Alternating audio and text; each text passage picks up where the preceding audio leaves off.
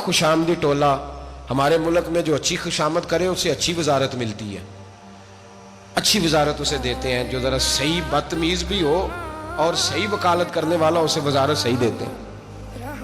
तो हज़रत अमीर माविया के गिर्द भी कुछ ऐसे लोग थे, उन्होंने आपसे कहा कि यजीद को नामजद कर दें। तो आपने यजीद को बुलाया, हवाला मुझसे देख लीजिएगा, बुला के फरमाया कि 3 बंदों के सामने अपनी खिलाफत पेश करना, अगर वो तुझे मान जाए तो अमीर बन जाना, ना माने तो चुप करके घर बैठ जाना।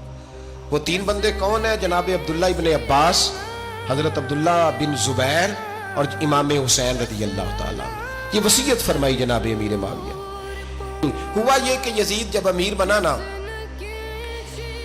2-3 चीजें होती हैं जब किसी बंदे को काबू करना होता है। 2, 3, 4, 5 चीजें ऐसी होती हैं जिससे बंदा काबू आता है। तो उसने भी फौरी तौर पे, यजीद ने देखा मेरे लिए मसला क्या बन सकता है।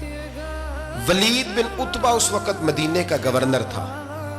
यजीद ने उसको खत लिखा कि अमीर अरब का रिवाज आज भी है कि जब तक नए खलीफा की बैत नहीं हो जाती पुराने के इंतकाल की खबर ही नहीं देते, उसको रखे रखते हैं। ये उनका तरीका है। वो कहते हैं कि वली अहद अच्छी तरह कब्जा कर ले फिर बताएंगे। हजरत अमीर माविया का विसाल हो गया, बताया नहीं। यजीद ने अब क्या किया, क्योंकि बड़ा चलाक आदमी था, बड़ा शातिर था, बड़ा तेज था, बड़ा अजीब उसका मिजाज था। ये चलाक लोग जिंदगी में हमेशा धोखा खाते हैं। चलाकियां इंसान को गिराती हैं और इतना मुंह छील जाता है कि मुंह पहचाना ही नहीं जाता।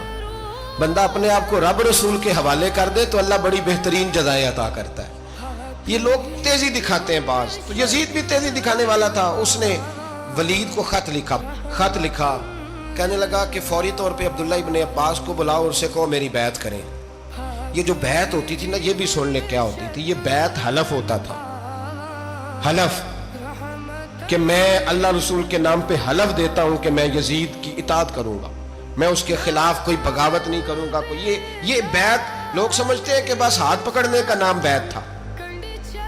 उस बैत का मुतबादल जमहूरी मुल्कों के अंदर वोट आया है, उसका मुतबादल लफ्ज।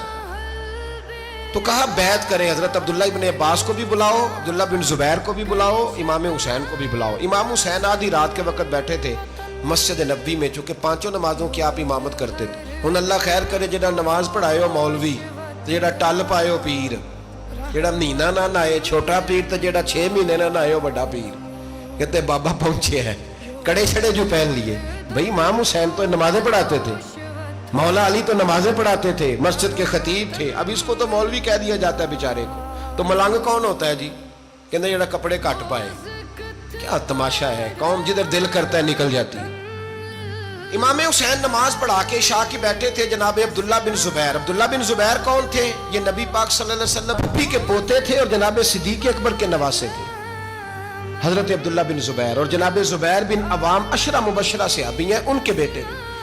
बहुत जीरक आदमी थे। ये भी इमाम हुसैन के पास बैठे थे। अब्दुल्ला इब्न अब्बास भी थे जो हुजूर के चचा के बेटे हैं, इस उम्मत के पहले मुफस्सिर हैं कुरान पाक। ये लोग बैठे थे। तो वलीद ने एक बंदा भेजा, उसने आके कहा जनाब आपको गवर्नर साहब ने बुलाया है। तो अब्दुल्ला बिन जुबैर कहने लगे हुसैन इस वक्त बुलाने की बात समझ में नहीं आई। तो इमाम हुसैन बड़े बसीरत वाले थे, अल्लाह ने बसीरत दी थी। कहने लगे अब्दुल्ला आपको समझ नहीं आई, मुझे समझ आ गई है, अमीर माविया विसाल कर गए और ये हमें जो बुलाया गया है ना, ये यजीद की बैत के लिए बुलाया गया है। तो कहा फिर आप आधी रात को ना जाएं, आपके लिए खतरा होगा। तो इमाम हुसैन फरमाने लगे खतरा हुसैन को नहीं होता, हुसैन को खतरा नहीं। कहा फिर भी आप मेहरबानी करें, जरा एहतियात से जाएं।